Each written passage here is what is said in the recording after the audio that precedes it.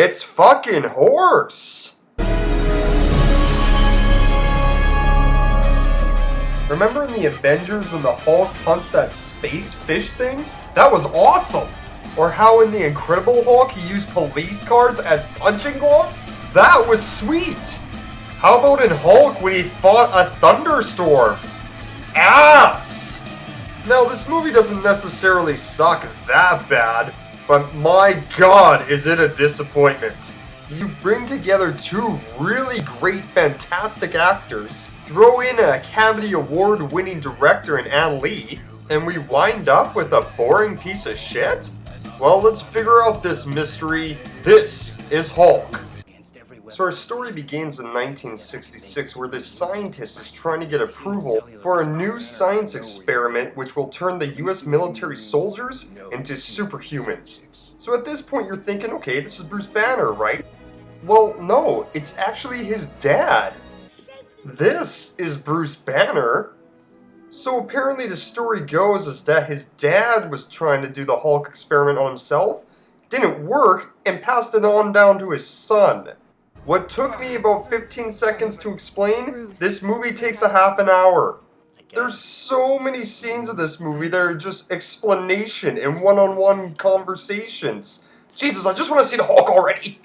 Well, we catch up to our Bruce Banner, played by Eric Bana, talking to his ex-girlfriend Betty Ross, played by Jennifer Connelly. Jeez, this is the second time she showed up in one of my videos. I hope this doesn't become a habit. Let's go. Horse!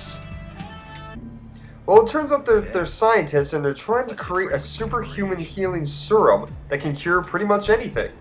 So they decide they're going to do a science experiment on this frog, and look what happens. Are we passing inspection? Safety's all going green. What's with the weird editing technique with splitting the camera up and having these wipes? I get it that you're trying to make a comic book movie, but it doesn't mean you have to make it look like a comic. It just looks stupid. What's with the laptop covering his face? Now, I really wouldn't have a problem with this if it was throughout the movie, but it's not. It just comes up once in a while, and it's very awkward, and throws me out of the movie. Betty! Glenn. See? Right there! What was the point of using it there? Just for an introduction? Fuck! What happened? So this Glenn guy apparently works for the US military and is trying to buy the serum so they can have superhuman healing soldiers. But Bruce Banner's a total dick to him. So is he the villain? Well, Betty's dad, General Ross, played by Sam Elliott, is pressuring Betty to make Bruce Banner sell the serum, or he'll make his life a living hell. So, is he the villain? So back at the lab, they're doing some tweaks to the machine, and this guy totally fucks it up, and it starts. That doesn't make any sense. Usually when shit like that happens, it shuts down. It doesn't boot up. Well, he gets that guy out of the way, but it's too late for Bruce Banner, and... Dr. Bruce Banner, melted by gamma rays, turns into the Hulk. and glamour rays. He ends up surviving the blast, and doesn't know why, and neither does she.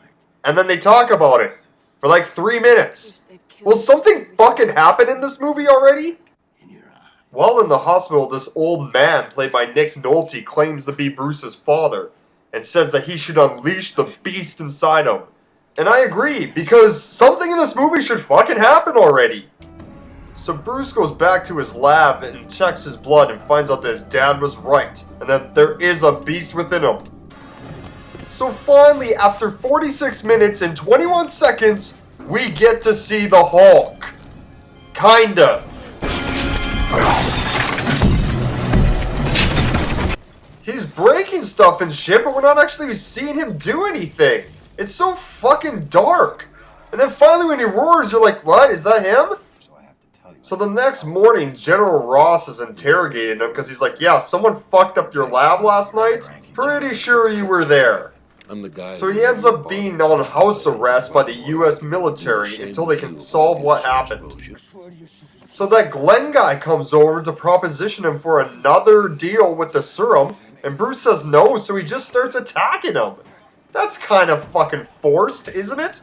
God, we know what's gonna happen.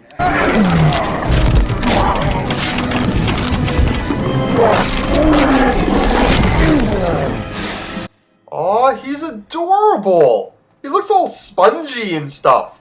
Kind of just want to, like, you know, hug him and shit. He ends up totally annihilating that Glenn guy, which is sweet. He runs to find Betty, who's staying at this cabin that they used to be at, when out of nowhere these fucking dogs come. They don't even look real. They look straight out of a cartoon. Look at these things. I finally get why this movie is so dark. It's because the CG in it is actually kind of shitty. But if you shoot in the dark, it doesn't make it look so bad.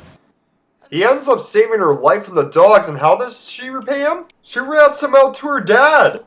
Bitch! So they place him under arrest and bring him to this super secret military facility. But it's not just enough to show you it's one plane doing it. We have to see 4 different angles of this plane. And if that's not enough, we see this super drawn out scene of the blueprints to the secret facility. Well, who gives a shit about this?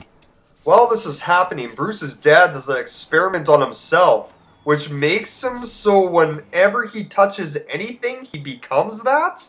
We finally get to see the origin story of the villain of this movie, and it's like an hour and 45 minutes in.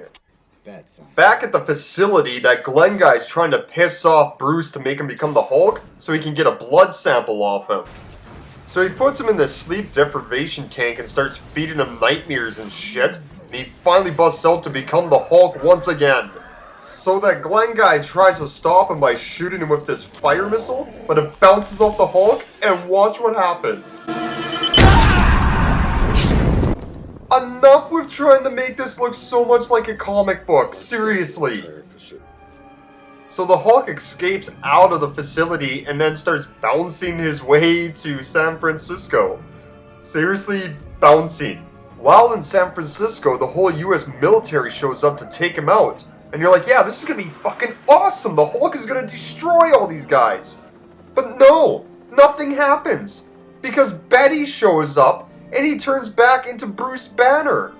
Man, this movie is missing so much cool shit. So once again, the US military arrests him and put him into this crazy facility where he's not able to break out. Well, his dad tells the US military that he's going to turn himself in because he enraged the beast that was within him, but would like to talk to Bruce just one last time. But then the movie takes a really weird turn. And know this, that we can make them and the flags and their anthems and their governments disappear. It becomes like this one-man Broadway show on Shakespeare or some shit. It's super weird and just doesn't fit at all. So after that awkward monologue, his dad decides to take a big chunk out of this electrical cable and becomes this electrical dude guy thing. So he becomes a thunderstorm and he fights him somehow. Then he becomes like this rock monster thing, so Hulk's fighting that. Then they go into the water, but like the water's the guy again, so Hulk's now fighting the water. And then the Hulk screams so loud, he pukes gamma rays everywhere, and that's what destroys his dad. Well, what the fuck just happened? Oh, it's 1 year later now? How fucking convenient.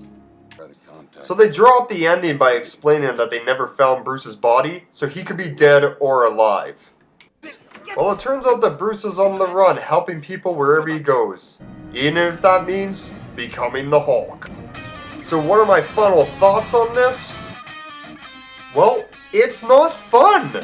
It's a very serious movie, and it's supposed to be fun! There's so many drawn out moments in this just to plug the story along. There is some sweet scenes with the Hulk, but they're very short and they're very few. And who the fuck was the villain? In a comic book movie, your hero is only as good as its villain. And this movie didn't establish anyone as a villain, really, or properly.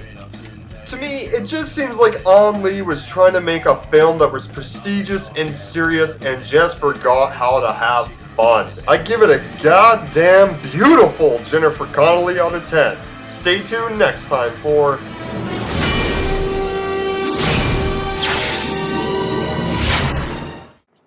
Like us on Facebook.com/neckbeerreviews, and please click the button below to subscribe.